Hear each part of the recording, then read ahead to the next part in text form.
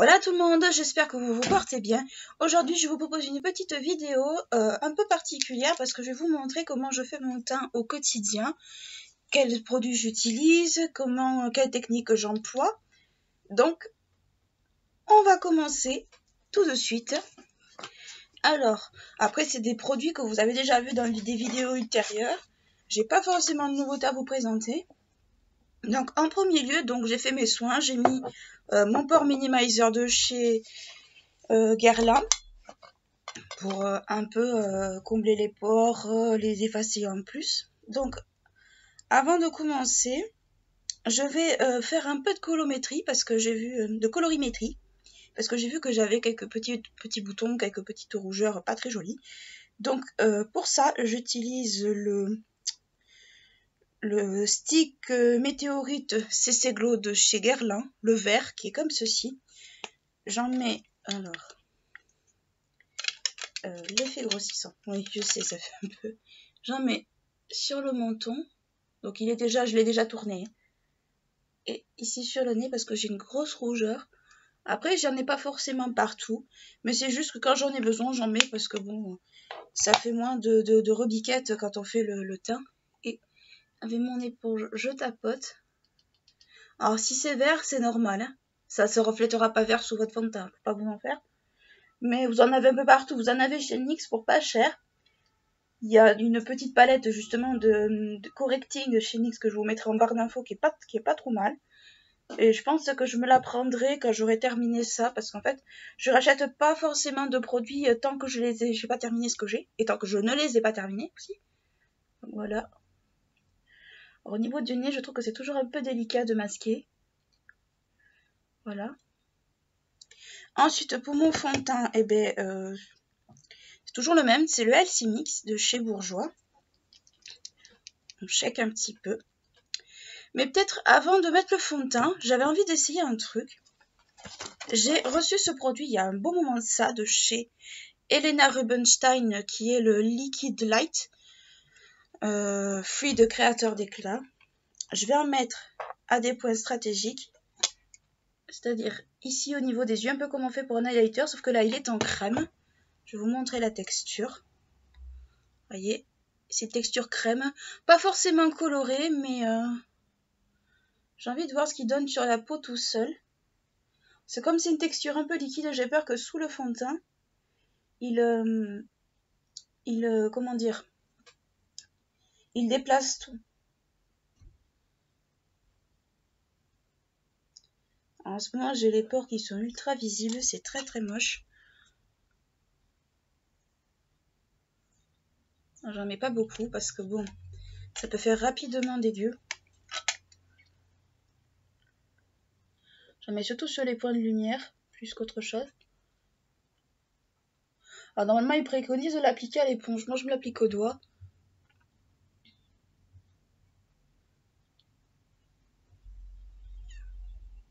Voilà. Bah, il n'a pas forcément bougé en fait, c'est une bonne texture. Je pense qu'on peut se l'appliquer sur tout le visage, même à la rigueur. Alors moi, ils préconisent de l'appliquer vraiment sur les points d'highlighter. Moi, je l'ai appliqué là, ici, parce que c'est là où j'en mets le plus. Mais bon, je pense qu'on peut l'appliquer vraiment sur tout le visage. Donc, je reviens à mon fond de teint cette fois-ci. Le Healthy Mix de chez Bourjois. Je secoue un petit peu. Ouais, bon, la pompe est dégueulasse parce que je le mets tous les jours quasiment.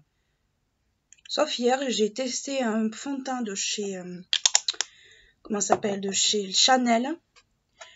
La teinte était beaucoup trop foncée pour moi, mais bon, c'est un échantillon, c'est normal. Heureusement que les poudres existent, parce qu'alors c'était une horreur. Il était très joli sur le teint, il n'y a pas de problème, mais il était beaucoup trop foncé pour moi. Donc, je me l'applique ici. Hop. Alors, je mets qu'une pompe, parce que comme celui-là aussi est assez... comment dire, est assez foncé. Ça se voit pas forcément dans la caméra, mais moi je peux vous dire qu'il est très foncé. En fait, moi je suis blanche comme un cachet d'aspirine de base. Même si avec les lumières ça se voit, si vous me voyez en vrai, je suis vraiment très très blanche. Là je baisse la luminosité suffisamment pour qu'on voit, mais je suis extrêmement blanche de base. Donc ce fond de teint, on va dire qu'il est... ça me donne juste un côté allé, mais sans plus. Ce qui me va parfaitement. ça que j'en mets jamais de pompe, parce que je sais pertinemment que ça va trop me foncer, que ça va faire une grosse démarcation, et que ça fera pas beau du tout en fait. Ça fera très très moche même. Après, il floute un peu les pores, mais sans plus, c'est ce que je le précise quand même. C'est un fond de teint qui a une couvrance moyenne. En général, j'aime les couvrances un peu fortes, mais ça, bon, c'est une question de préférence aussi. Mais bon, je l'ai trouvé pas trop mal. Je le trouve pas trop mal, mais bon, je pense que je me le reprendrai dans ma teinte parce que là, c'est un peu dommage. Ensuite, pour mon anti-cerne, je prends toujours le même, le Born in Sweat de chez Too Faced, qui est très très long à finir parce qu'il y a 15 ml là-dedans. Beaucoup aiment le Tarte, le Shape Tape. Ben, moi, en fait, ce qui me gêne dans le Shape Tape, c'est qu'il y a 10 ml pour le même prix que le Born in Sweat. Dans le Born in Sweat, il y en a 15, donc le calcul quantité-prix pour moi est un tout petit peu vite fait. Après, je l'essayerai, hein, je pourrais l'essayer, ça me fait envie. Mais le truc pour l'instant, c'est que je suis bien avec mon Born in Sweat, j'ai trouvé ma teinte, j'ai trouvé un produit qui me va bien. Donc oui, j'en mets au niveau ici, puis après, je l'étire au maximum, c'est-à-dire sous les cernes. Je touche pas forcément le coin de l'œil parce que bon, j'ai les yeux qui sont un petit peu couillons, qui sont ultra sensibles. Donc si je me mets de l'anti-cerne dans les yeux, ça va faire... eh ben, je vais ressembler à quelqu'un qui a la myxomatose, qui a les yeux rouges. Ou alors à lapin du diable, je sais pas trop. Voilà, je l'étire. Là, je le descends un peu plus parce que bon, j'ai toujours un peu des pores rebelles et je trouve qu'il floute très très bien. Je crois que j'essaie le fond de teint d'ailleurs. Il fait partie de ma wishlist fond de teint, le Born in Sweat. Alors moi, c'est la teinte porcelaine, pour ceux qui se le demandent. Et dans le LC Mix, c'est la teinte light beige. En sachant que moi, plutôt, ce serait plutôt la teinte vanilla qui m'irait mieux. C'est-à-dire la teinte blanche, en fait. Hop, je le dégrade dans le fond de teint. Alors ça va m'éclaircir légèrement le contour de l'œil. C'est fait exprès. J'en mets également sur mes paupières parce que j'ai pas forcément de base à paupières. Si j'ai la One Step de chez Make Up Forever, mais je préfère m'en servir pour faire les cut crease plutôt. Parce que je trouve que pour les cut crease, elle est pas mal. Elle est transparente, enfin elle est blanche, mais quand vous l'appliquez, elle est transparente. Et elle tient vraiment bien. Voilà. Alors c'est vrai que ça vous fait les paupières toutes blanches, hein, faut pas se mentir, de vous mettre de l'anti-cerne sur les yeux. Mais moi j'ai toujours fait comme ça en fait. Parce que ça fait aussi bien tenir les fards qu'une base à paupières. Et surtout que quand on n'a pas de base à paupières ou quand on cherche mais qu'on ne trouve pas ce qu'on veut, ben, je trouve que c'est une très très bonne alternative. Voilà, je dégrade. Voilà, comme ceci. Ensuite, on passe à la poudre. Alors la poudre, c'est plus la Too Faced, c'est une poudre de chez Yves Rocher. Bon, le packaging est un petit peu ancien, je pense, mais bon. C'est la poudre confort matité. Bon, il y avait une éponge, mais je l'ai enlevée parce que bon, ces éponges, ça sert à rien. Alors, me demandez pas la teinte par contre, parce qu'en fait, ce qu'ils ont de mauvais, c'est qu'ils mettent l'antivol juste ici. Et là, vous avez souvent le nom de la teinte. Donc, on va dire, je pense que c'est un truc style beige clair ou un truc comme ça. Enfin, je vais vous montrer, elle est ultra blanche. Hein. Vous voyez, c'est très très blanc. Enfin, elle est beige clair, limite blanc. Donc, je reprends mon éponge. Elle est un peu dégueu des deux côtés, mais tant pis, on fera avec. Je frotte un petit peu comme ça. Et je me l'applique sous le dessous d'œil. Je fais pas de baking d'habitude, mais là, j'en fais parce que comme j'ai le contour des yeux ultra moche, à cause de la fatigue, des soucis et tout ça, ben je force un petit peu plus la dose en fait sur la poudre. Voilà. D'habitude, je le fais plutôt au pinceau. En fait, en parlant de pinceau, un bon plan pinceau qui est pas désagréable, c'est les nouveaux pinceaux de chez H&M. J'en ai acheté un pour tester le poil, surtout parce que c'est ce qui m'intéressait. Alors, ils sont ultra mignons, ils sont ultra girly, et au niveau du poil, ils sont vraiment très très doux pour un prix vraiment vraiment vraiment raisonnable. Franchement, il y a des kits à 30 balles avec 4-5 pinceaux, je crois, où il y en a un peu plus des petites éponges pour se faire les petites retouches. Je trouve que c'est vraiment pratique. Franchement, foncez si vous avez l'occasion de les voir, parce que je trouve qu'ils sont vraiment très très bien. Hop. Et puis on voit que c'est du synthétique, c'est pas du vrai poil de toute manière. Donc je l'ai là, je vous le montre, celui que j'ai. Hop, vous voyez, le petit cœur. Ça fait un peu Sailor Moon d'ailleurs. Voilà. Donc voilà. Là, j'ai appliqué à l'éponge, mais d'habitude, j'utilise ce pinceau-là que je trouve très bien pour le contour de l'œil. Ensuite, je prends... alors, il est où? Un gros pinceau comme ça. Alors, il est un petit peu servi. Je suis désolée, mais bon, c'est le genre de truc qui capte vraiment la matière. Je prends un peu comme ça. J'en prends une bonne dose. Bon, c'est une poudre compacte, hein, c'est normal que ce soit bien volatile. Et je m'en passe sur toute la zone T, comme ça. Et après, je m'en passe aussi. Alors, vous voyez, je ne sais pas si ça peut se voir, mais ça floute complètement. C'est dommage que le focus ne se fasse pas forcément toujours très bien, mais ça floute complètement. J'ai quasiment plus les pores qui se voient, ou très très peu. Ça me fait un grain de peau un peu normal en fait. Et je peine un petit peu au niveau du nez, c'est super. Voilà.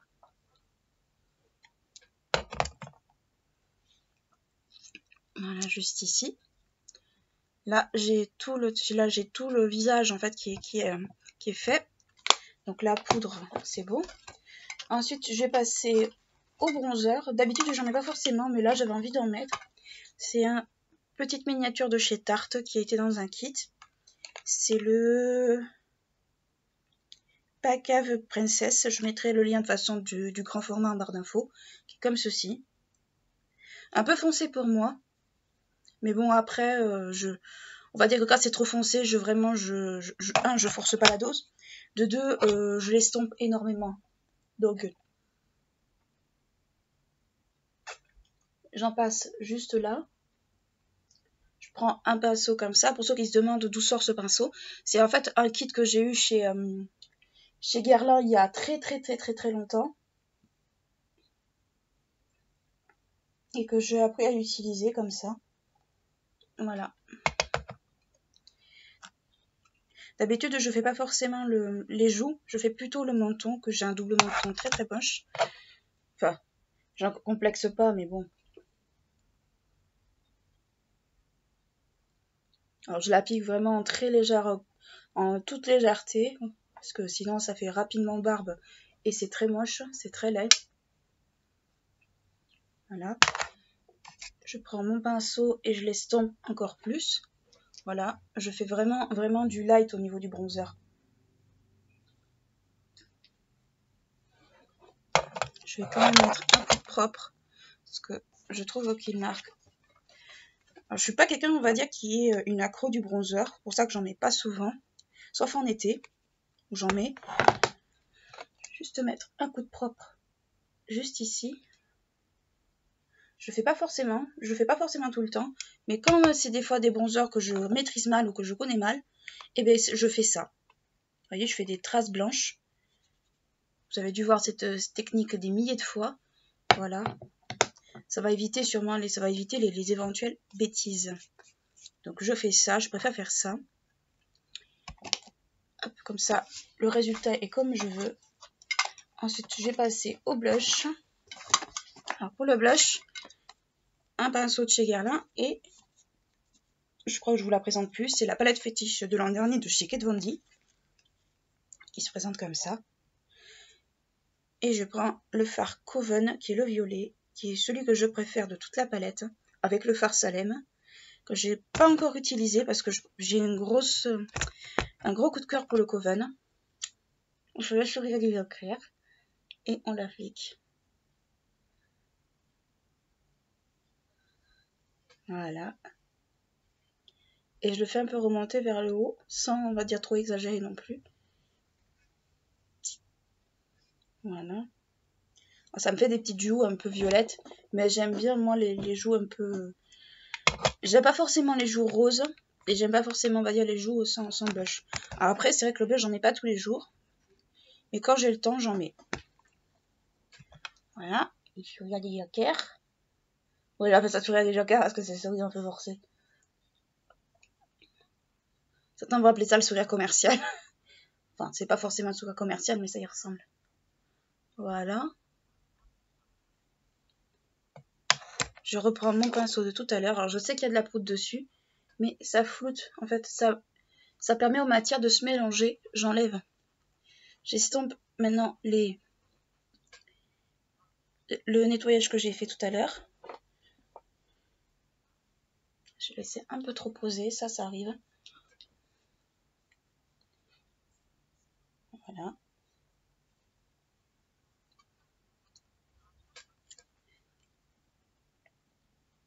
Voilà, c'est parti. Quand vous laissez trop poser votre poudre, en général, ça a tendance à faire des grosses traces blanches. Après, c'est rattrapable si on l'estompe vraiment. Enfin, pour moi, c'est rattrapable. C'est pas irrattrapable en soi. Tout n'est pas irrattrapable. Hein. Voilà. Désolée. Donc vous voyez, là, il n'y a plus les traces blanches. Je vais essayer de baisser la luminosité pour qu'on voie mieux. Mais je doute qu'on voit davantage. Là, il n'y a plus les traces blanches. Là non plus. Donc voilà. Voilà, ça c'est fait. Ensuite, je vais mettre de l'highlighter. Alors, je suis une dingo dans l'highlighter d'habitude. Donc, je vais prendre le gros là, le télépathie. Je prends un pinceau comme ça, un peu éventail, parce que je n'ai pas envie d'aller chercher l'autre en fait. J'ai un peu la flemme. Je vais me l'appliquer au niveau des joues. Alors, ça fait un peu un amas de paillettes, mais j'adore ça. Je vais reprendre un peu. L'avantage avec ces éventails-là, c'est que ça peut vraiment bien appliquer l'highlighter. L'inconvénient, c'est que ça en prend pas énormément, je trouve. Mais suffisamment, on va dire. Voilà.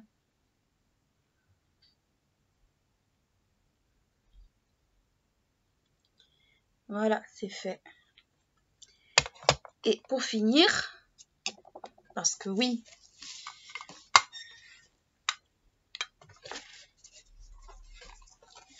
bien sûr, ce n'est pas terminé. Ça aurait été trop beau.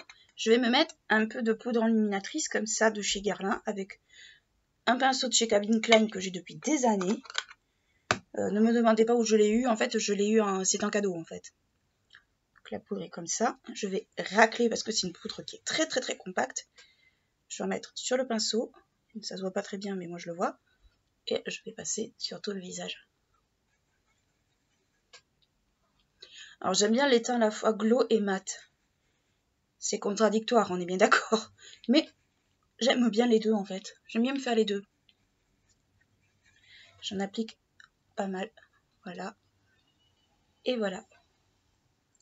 Et voilà, c'est terminé. C'est comme ça que je fais mon teint d'habitude quand j'ai le temps. Quand je suis tranquille chez moi.